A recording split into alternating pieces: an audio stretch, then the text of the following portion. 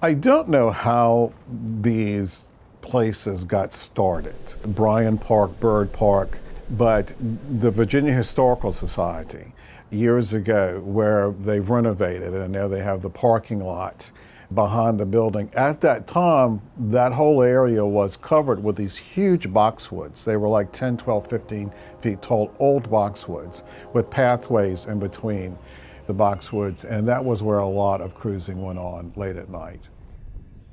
There's an area behind the Virginia Museum of History and Culture. There's a row of giant magnolia trees, and I believe back in the day there were 2 rows, and this was called Battle Abbey, and it was another popular cruise place. And I think this was not as much people picking up in cars, but people actually wandering to this thick wooded area right there in the middle of the city and connecting.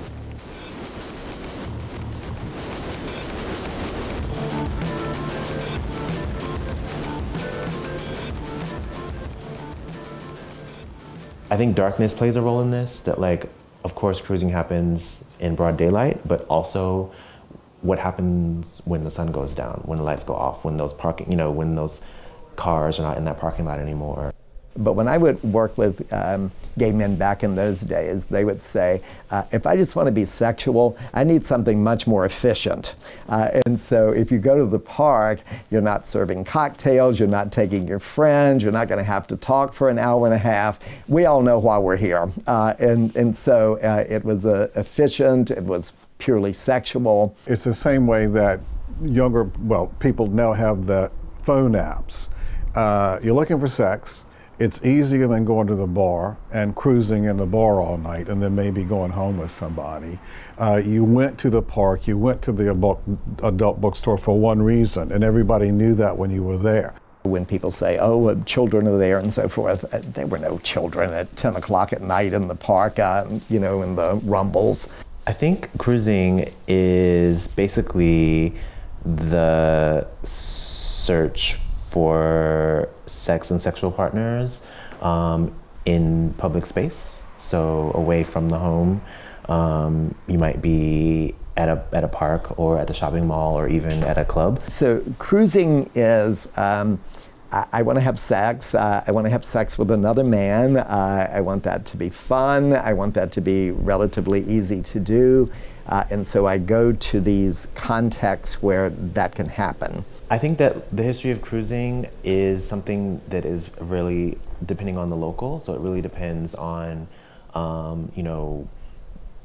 what the spaces were, what the bars were, how the public spaces were organized in any kind of given space. So the history of cruising in Richmond will be different from it is in San Francisco than it is in New York City than it is in other places. It was also because of people, may have been or were closeted, and so still had a whole livelihood at home around, family and domesticity. And so when you want to have sex with someone but you can't bring them home, where do you go?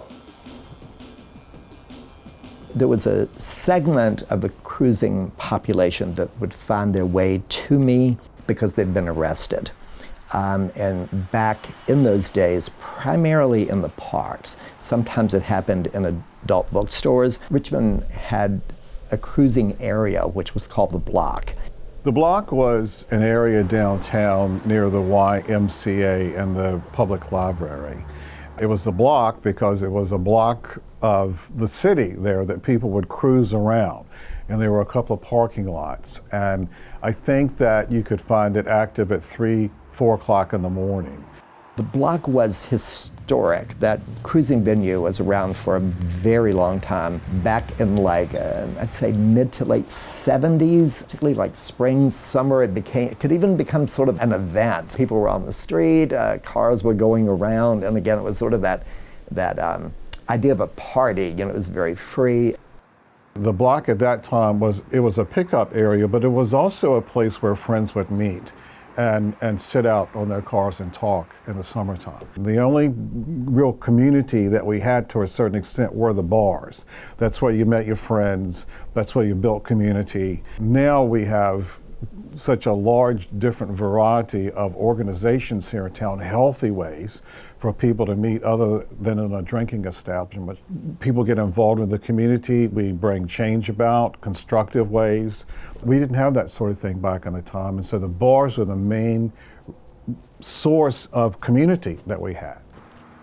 Well, the block was the most public place for cruising, which probably meant that some people didn't go there because it was so popular, and of course the police knew it was there. I remember there was some stigma to people picking up people on the block just because it was public. It also insinuates, if they're kind of desperate, that they're not comfortable with going to a bar or even going to a social situation where they can establish a relationship. The two parks, the two big ones, people cruised other places, but the two big ones were Bird Park, particularly near the Carillon, and Bryant Park. I've had friends who would cruise these parks say they would see sometimes cars come by with child seats in the back, which, not with children in them, but it was kind of obvious, okay, this is probably a married man who's out looking for some sex on the side. I live in Bird Park. And when I first moved there about 25 years ago, the cruising was still going on. And it aggravated me to no end. It made me mad that my community was still out there doing this. Get healthy, get out of the park at 2 o'clock in the morning. It's dangerous, along with all these other things. Often there was entrapment, meaning I lead you to believe I'm interested in engaging with you, and then once there's any kind of touching, then I arrest you. To police or harass or crack down on something will always push it more underground. It's kind of comical in the way that that works, that like you think that by having entrapment laws or that by making something illegal that it's going to stop a practice, and actually that makes it more underground and pushes it into deeper into, you know, out of sight. You always made the news. You were always in the paper the next morning, usually, when you were arrested.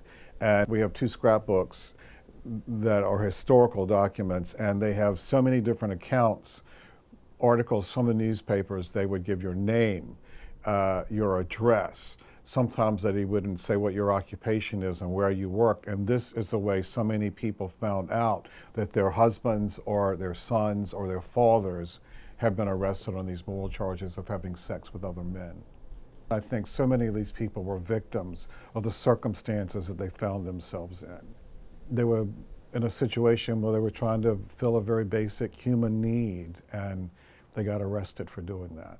I don't know if you ever really would recover from that. Hopefully you recover enough to pick yourself up and move on and grow from that, but it's still got to be in there. It's got to be probably, I would think, a very vivid memory. That's a horrible experience to go through. Gay men tended to have better developed coping skills. They had to. In order to survive, you had to learn how to cope.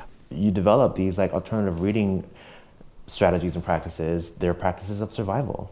They help you live your life, live your fantasy, fill your oats on your own terms. And then when the police finds out, well, then you got to figure out a new way. There is a kind of a dance, there is a kind of a game in it, and of course it can be very ego enhancing. You know, if people are interested in you and if you don't feel good about yourself and people find you attractive, it eases that a bit, at least temporarily. And of course, most people who engaged in that activity wanted to be anonymous, and you were anonymous, so rarely was there exchanging of names, and if there was, then you just made up a name. Back then, or even maybe till now, people might still do this, but there would be a certain exchange of glances or a certain way of knowing to like look. That's also kind of, maybe it doesn't consummate in sex, but that is also kind of cruising as well. So tapping, certain kind of glancing, it's a kind of flirtation in a way too, you know, and knowing like which park bench to sit on. It's a way of knowing sort of how to work the system. Also, there were glory holes in restrooms also, so that you could have sex through the hole, particularly oral sex. What you would do is that if you were interested, you'd start to tap your foot. And if the other person was interested, they understood what that signal was and they would tap back.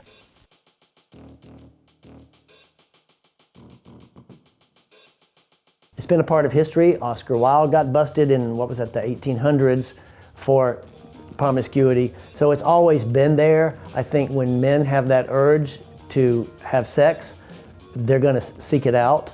And if they don't have the outlets where they can find it in a controlled or a safe environment, they may go someplace to a bathroom, to a public park where they can get it. I think that the uniqueness was that we were men. These are two men as opposed to a man and a woman. I dare say that if a police officer came up on a man and a woman back in the day having sex in a car in a park, I never read in the paper where they were arrested. And of course it happened, but you didn't get arrested. You probably were laughed at and told to move on. We are driven by a certain moral code that privileges domesticity and the family and the home and a heterosexual or even a homonormative model. And I think that things that are purely centered on pleasure and the pursuit of pleasure have in this country at least always or long been seen as something that must be punished or quelled or regulated in some way. Cruising isn't fading away. The channel is changing. So there's plenty of cruising. It's called Grindr, it's called Scruff, and of course, people still cruise in their everyday life, just buying your lunch. I look back on that time period and I think it's very sad that human beings found themselves in the situation that they would have to dishonestly leave their homes and their wives and probably lie about where they were and go to meet other men in public restrooms and in adult bookstores. It's a sad situation. I'm very happy to say that it has changed. A lot has changed. The world is a lot more accepting of us than they were back in the day.